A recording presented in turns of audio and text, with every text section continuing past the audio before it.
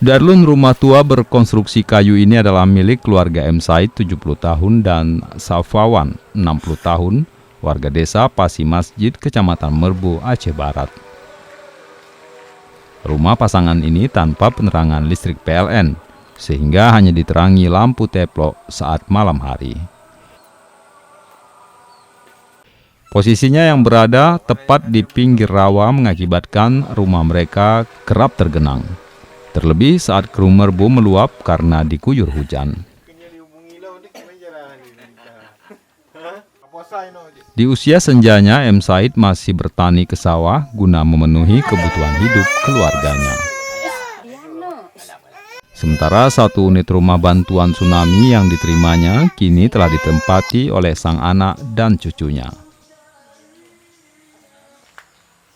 Kondisi rumah bantuan itu pun tak lebih baik, di mana bagian atap banyak yang telah bocor.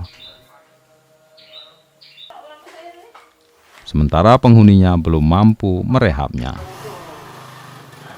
Aparatur desa Pasi Masjid menyebut tempat tinggal yang dihuni M. Said dan Safawan adalah rumah baru setelah mereka pindah dari rumah bantuan tsunami. Rumah dia ada, bantuan tsunami dulu ada, tipe 36, semua dapat. Yang ini komplit, maksudnya untuk bantuan tsunami kan. Sekarang udah punya anak banyak dan sebagainya. Dia ambil insentifnya bikin rumah ke tempat lain gitu. Nggak mungkin ngumpul. Sementara ini di desa Masjid ada 23 unit yang tidak layak huni.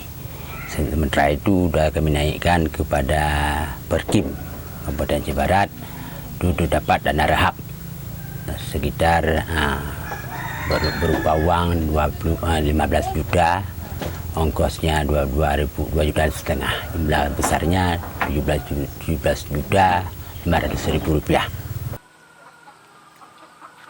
Dari Melabo, Saadul Bahri, Serambi On TV.